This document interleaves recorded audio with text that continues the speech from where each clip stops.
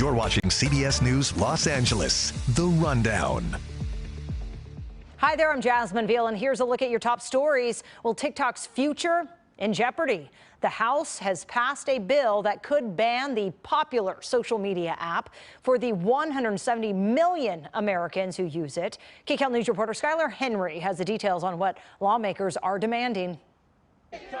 Keep TikTok! Keep TikTok! TikTok influencers protested outside the White House Wednesday, urging the president not to sign a bill banning the social media platform.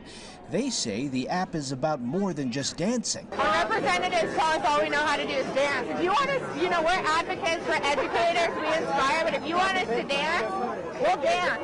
JT Laybourne from Utah makes a living on TikTok selling apparel. It is 90+% of my family's income. But he may soon be forced to find a new way to do business after the House voted to ban the platform in the U.S. unless there's an ownership change. The yeas are 352, the nays are 65. The bill passed overwhelmingly amid concerns TikTok's parent company, the Chinese-owned ByteDance, could pose a national security threat. Americans need to ask themselves whether they want to give the Chinese government the ability to control access to their data. A very divided House came together behind this bill, but its fate in the Senate remains unclear. Majority Leader Chuck Schumer has not said whether he'll bring the bill to the floor for a vote. I'll have to consult and intend to consult with my relevant committee chairman to see what their views would be. President Biden has said he would sign the bill, while former President Trump, who once called for a TikTok ban, has spoken out against the legislation. Skylar Henry, KCAL News. All right, so here with reaction and insight on this new development with TikTok, we have cybersecurity expert Alex Hammerstone with Trusted Sec and content creator / TikToker Alexandra Izzo. Thank you both for joining us. Pleasure to be here. Thank you. Okay, so first of all, let's get your reactions, Alex, to today's vote, and then Alexandra will go to you and the potential ban. So it's certainly not surprising. It's one of those things that's been talked about and simmering. I mean, even in the previous administration, there were moves to try to ban TikTok. It's always surprising when something actually comes to the floor and moves forward this quickly. But certainly as far as expectations go and kind of what we've seen in the past, it's not surprising at all. All right, Alexandra, I mean, and you have a huge following. What was your reaction to what happened today? Well, we've been here before, and it still has to get passed through the Senate, but it is still scary. It's a lot of creators' livelihoods, and it's just scary to think that the United States can do something like that and take away our freedom of speech and just people's jobs and incomes. So it is scary.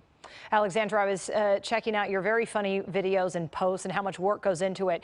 For the rest of the people watching and who have not followed you, tell us what you do on TikTok and again, what the app has done for you.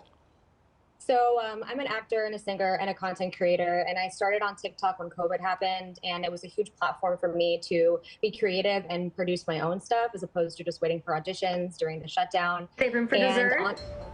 Honestly, it was just a really good platform, and it's helped me, and now I work on there and make ads for everybody and different brands, and it's my income for my family, so it's really, really important for me.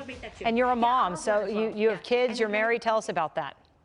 Yeah, so I just had a baby in September, and it's been amazing that I'm able to work from home on TikTok and supplement the income for my family, and I can still be a mom at the same time. So it's been life-changing, not just for me, but I know it's been life-changing for so many other creators out there, and honestly, small businesses. There are so many small businesses out there who have had such an impact on TikTok and reached like so many people, far more than any other social media platform. So taking away TikTok would be taking away their businesses too. And so this is for you. If without TikTok, where would you be? I would still be getting money from the government on unemployment. Wow. So yeah, that was really rough. I lost my job during COVID, and I was a server. I didn't want to, that's where all my comedy content came from, was being a server. But TikTok has now my income, and now I pay the government my taxes. So they would be losing lots of taxes from people who make money off TikTok.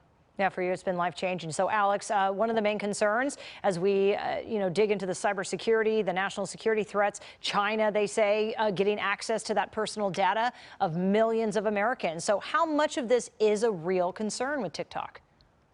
I think it's absolutely a real concern. Absolutely sympathetic to anyone who's earning their living there. Although from a security perspective, there's a number of issues. I think the fact that they just have so much data, right? That's true of American companies as well. But China has certainly been considered a strategic adversary by the government, so concern there. But also having geolocation data on people. So if you have young people with that may be in the military or things like that. But also, really the amount of influence that it has kind of through its algorithms to really drive opinion and drive what we're talking about as a nation.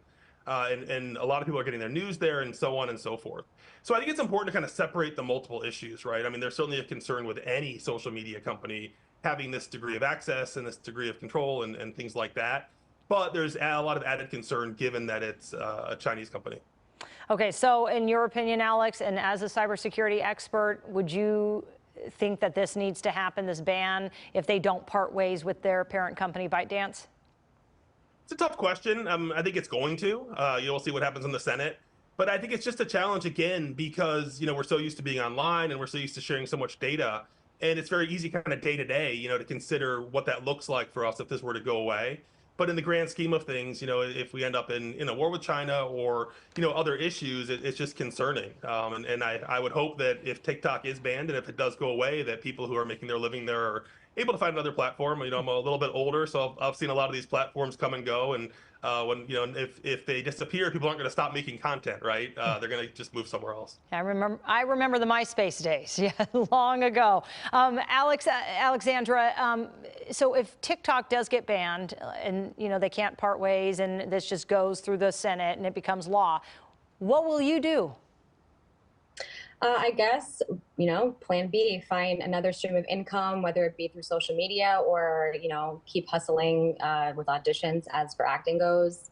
But, I know that Meta has this, similar things going on, but they really don't pay nearly as much. And I know that it's more contained.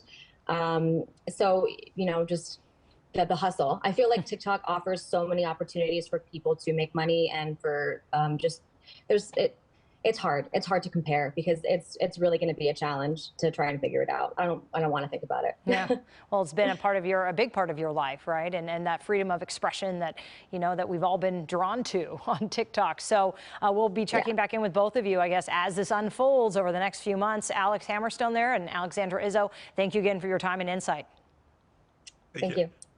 All right, let's get to some developing news. This is out of Sherman Oaks, where a landslide has destroyed one home and damaged 3 others.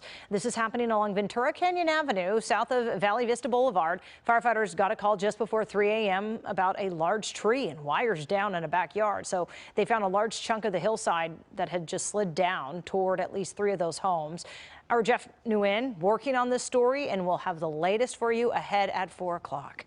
All right, turning to your weather forecast as we take a live look at the San Fernando Valley this afternoon. Look at that. A little hazy, but one of the many areas in our region dealing with powerful winds. Maybe that's causing the haze and blowing all that stuff around. KCAL News meteorologist Paul Diano is tracking the latest conditions in our next weather forecast. How you doing, meteorologist Paul Diana with your forecast. It's going to come up quickly, and it's not going to last that long, about 12 hours, but we have a Santa Ana wind event that could give us some damaging winds coming up Thursday morning. A high wind warning in effect for Orange County, Inland Empire, and many of our mountain locations. Western LA County, San Fernando Valley, Santa Clarita Valley, and eastern Ventura County under a high wind watch, which may later today get upgraded to a high wind warning. Even this evening, we'll likely see wind gusts of 35 to 45 miles per hour in the San Fernando Valley and points north into the Santa Clarita Valley and the San Gabriels. Bottom line is going to get windy. Sunshine is up today. Temperatures are up today into the 70s for many of us, but the winds are up temporarily. This evening, overnight tonight, and the first half of Thursday will be very windy.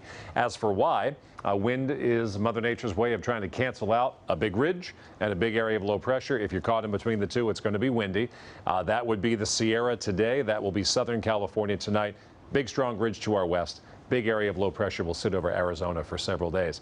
Thousand Oaks, a beautiful afternoon and evening today, and because of the wind, it's not going to get that cold tonight. Highs will approach 70, lows will stay in the 50s. Here are your highs for this afternoon. Burbank 71, Fullerton 69 degrees, a little bit cooler and breezy in the Antelope Valley, highs there in the low 60s. Aside from the wind, which really will not impact downtown Los Angeles, we're on a nice stretch of weather here for 7 days. Everything between 71 and 75 degrees, and each afternoon will be mainly sunny. That's your forecast. All right, now to this. Squatters can be a major problem, but some homeowners are taking, well, creative measures to get back at them. KCAL News reporter Joy Benedict is working on this story. She spoke to the so-called squatter hunter. Yeah, a squatter hunter who's been hired to drive those squatters out. Take a look. So this really is like a homeowner's nightmare. Someone moves in, you can't get them out. What do? Law enforcement says their hands are tied and you got someone living in your home. Well, enter the squatter hunter. There is a man by the name of Flash Shelton. He is the official squatter hunter, and he's literally making a business getting people to get out of homes that they are illegally squatting in. For him, it was personal. It started back in 2019, unfortunately, when his father died, and someone had moved into his mother's home as they were trying to put it on the market to get it sold. He couldn't get any legal way to get that person out of the home, so he did what he's doing now for others, which was to simply move in. Had a lease signed, put up cameras all over his mother's home and said, you know what, squatter, I live here now. Either like it or get out. And that is exactly what that person did. So now he consults others who are having this problem, not only here in California, but all over the United States and internationally, because he says squatting has been going on a really, really long time, and it's affecting people all over the world. So not only does he offer consultations, but just in the last year, he started doing this for others, getting a signed lease, having permission to be in the home, and making life so miserable for the squatter that they do, in fact, get out. It's, of course, drawing a lot of attention for a lot of reasons, not only because some say that it's risky and it's vigilante justice, but it also highlights an issue that many people are having and ones that we are seeing up and down the coast here in California, and that is just the fact that people are allowed to move into a place and say, you know what, I live here, either be it with a fake lease or breaking and entering or however they do it, but then there is a hard time sometimes getting the legal process moving to getting that property emptied once again. So of course this is something that has a lot of folks talking, and Flash says what he's doing is trying to draw attention to the fact that we need the laws changed, not only here in California but other states, so no homeowner has to experience this nightmare again. All right, how much crime is there in our schools? How safe are our airports? What is the mayor directing her staff to do? What is the mayor, I should say, directing her staff to do on homelessness? Well, you have a right to know all of these things through public records. But even though it's, it is Sunshine Week, a time to celebrate the transparency of government agencies, our senior reporter Ross Palumbo found out that California's law makes it much harder than some states. A student stabbed on campus and police aren't immediately called. A Metro bus involved in a deadly accident just drives off. And a sheriff's lieutenant accused of battering a woman in Beverly Hills. What do all three of these stories have in common? Well, you almost never heard about any of them because of serious problems with public records. Our investigation into government gatekeepers and what they're keeping from you. Thursday at 5, only on KCAL News. And this has been CBS News Los Angeles, The Rundown. Thank you so much for joining us. We will be right back here live at 3 o'clock here on CBS News Los Angeles.